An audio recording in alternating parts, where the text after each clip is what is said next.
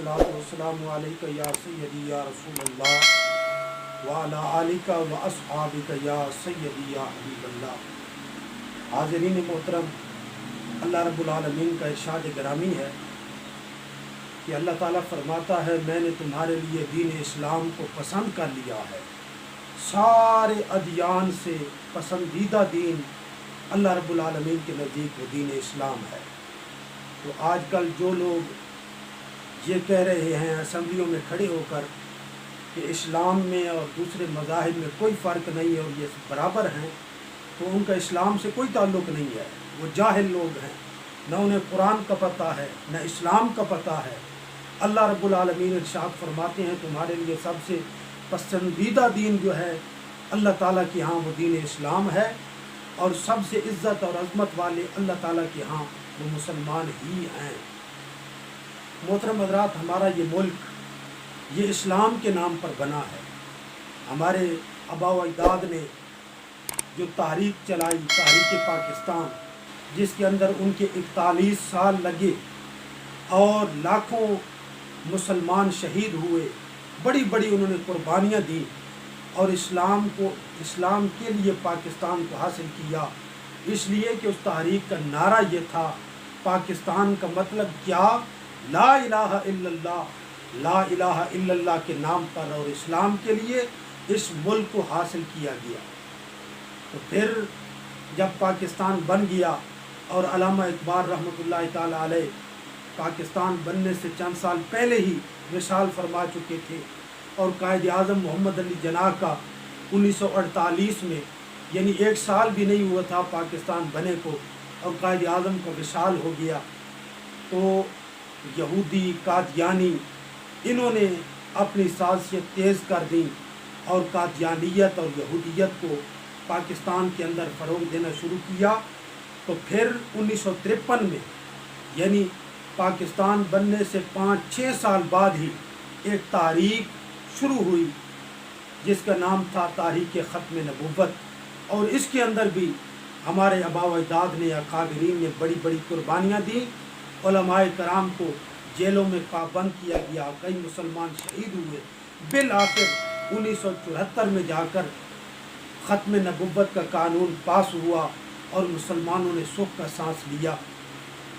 तो मोहतरम हज़रात, अब इस वक्त फिर इस मुल्क के अंदर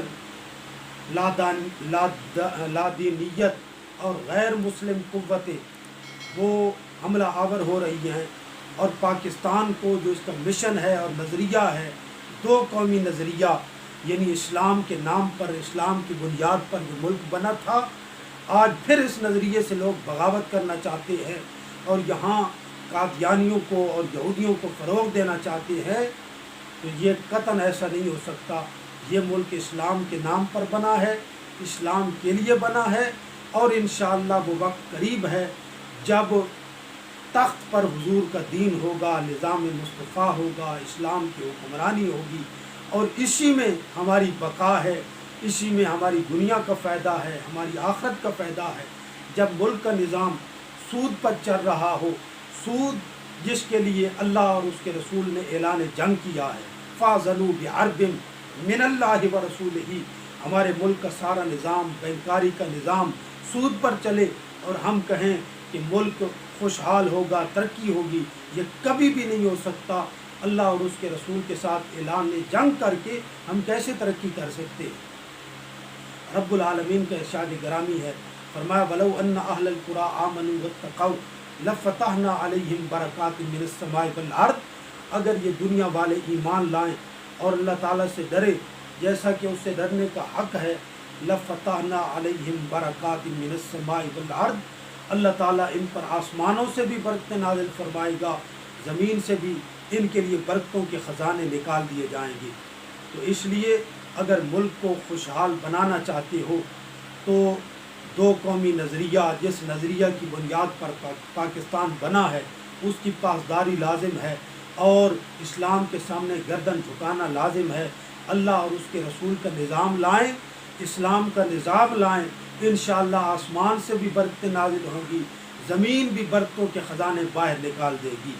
हज़रत सैयदना उमर बिन अब्दुल अज़ीज़ रज़ियल्लाहु ताला अन्हु آپ کا دور ہے اور آپ نے نظام زکوٰۃ رائج کیا ہے، اس کی برکات ہیں کہ بڑے بڑے تاجر اور زمیندار وہ زکوٰۃ کا مال لے کر چوکوں میں کھڑے ہیں اور پوچھتے ہیں، کوئی متوسط بندہ نظر آتا ہے، پوچھتے ہیں کیا آپ نے زکوٰۃ لینی ہے؟